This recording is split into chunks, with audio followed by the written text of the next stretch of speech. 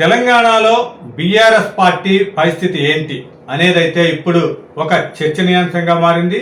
ఎందుకంటే డోర్లు తెరిచే ఉన్నాయి అంటూ కాంగ్రెస్ పార్టీ రోజుకొక బీఆర్ఎస్ ఎమ్మెల్యేని చేర్చుకోవటం అయితే ఇక్కడ ఒక చర్చనీయాంశంగా మారింది. దీంట్లో ఇప్పటికీ బీఆర్ఎస్ పార్టీ నుంచి కాంగ్రెస్ పార్టీలోకి ఈ రోజుతో 9 మంది ఎమ్మెల్యేలు జాయిన్ అవడం జరిగింది. ఈరోజు తాజాగా షేర్లింగంపల్లి ఎమ్మెల్యే గాంధీ కాంగ్రెస్ పార్టీలో చేరారు. నిన్న రాజేంద్ర నగర్ ఎమ్మెల్యే ప్రకాష్ గౌడ్ చేరారు.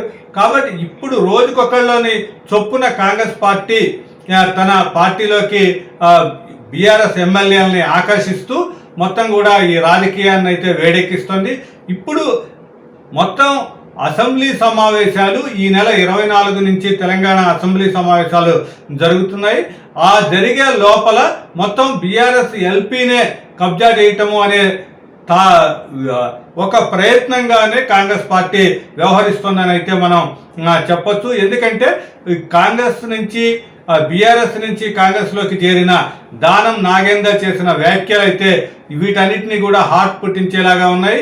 ఎందుకు అంటే మొత్తం 15 రోజుల లోపల మొత్తం బీఆర్ఎస్ ఎల్పీని కాంగ్రెస్లో విలీనం చేస్తాము అనే ఒక స్టేట్మెంట్ ఇవ్వటం జరిగింది. ఆ దిశగా ప్రయత్నాలు చేస్తున్నాము. దాంతో పాటుగా బీఆర్ఎస్ ఎమ్మెల్యేలు అందరూ కూడా తమ పార్టీకి టచ్లో ఉన్నారని చెప్పడం కూడా ఇక్కడ మనం ఒక కీలక పరిణామంగా చెప్పొచ్చు. ఏదేమైనా సరే బీఆర్ఎస్ నేతలు ఎంత ఆపుదామని చూసినా సరే ఇక్కడ ఎమ్మెల్యేలను అయితే కట్టడి చేసే పరిస్థితి అయితే కనిపించడం లేదు. ఎందుకంటే కాంగ్రెస్ ప్రభుత్వం ఒత్తిడే కావచ్చు, లేకపోతే అధికార పార్టీలో ఉంటే తాము సేఫ్గా ఉంటామనే ఎమ్మెల్యేల ప్రయత్నాలు, లేకపోతే వాళ్ళ యోచన కావచ్చు. వీటన్నిటి నేపథ్యంలో పూర్తి స్థాయిలో బీఆర్ఎస్ పార్టీ ఎమ్మెల్యేలు అయితే ఖాళీ అయ్యే పరిస్థితి కనిపిస్తుంది. రాబోయేది మన ప్రభుత్వమే. 2028లో బీఆర్ఎస్ పార్టీ తిరిగి అధికారంలోకి వస్తుంది. కాబట్టి తొందరపడొద్దు అని కేసీఆర్ కానీ అటు కేటీఆర్ కానీ పదే చెప్తున్నా కూడా ఇవన్నీ కూడా ఆ సమావేశంలో వాళ్ళ పక్కనే కూర్చొని రేపటికల్లా సీఎం రేవంత్ రెడ్డి కాంగ్రెస్ నేతల పక్కన చేరే పరిస్థితి అయితే కనిపిస్తుంది. ఏదేమైనా సరే ఇప్పుడున్న రాజకీయ పరిస్థితుల్లో కాంగ్రెస్ పార్టీ అయితే తన కాంగ్రెస్ ఆకర్ష్ని పూర్తి స్థాయిలో అమలు చేస్తుంది. దీనికి బీజేపీ ఒక ఇండైరెక్ట్గా సహకారం అందిస్తుందా లేదా అనేది అట్లుంచితే బీఆర్ఎస్ పార్టీ కనుక రాష్ట్రంలో పూర్తి స్థాయిలో నిర్వీర్యం అయిపోతే అక్కడ ఆ స్పేస్లోకి బీజేపీ రావచ్చనే ఆలోచన కూడా బీజేపీ కేంద్ర పెద్దలు చేస్తున్నట్లుగా కనిపిస్తుంది. ఎందుకంటే ఇక్కడ రాష్ట్రంలో ఉన్న రాజకీయ పరిణామాల నేపథ్యంలో ఇక్కడ వచ్చే ఎన్నికల నాటికి fight between Congress and BRS అనే విధంగానే చేయాలి అనే ప్రయత్నాలు అయితే రెండు పార్టీల నేతలు కూడా చేస్తున్నారు. అయితే వీటన్నిటిని కూడా తట్టుకొని కేసీఆర్ ఏ విధంగా వ్యవహరిస్తారు, తన వ్యూహాన్ని ఏ విధంగా సంధిస్తారు అనేది అయితే ఇక్కడ ఆసక్తికర ఒక విషయంగా ఉంది.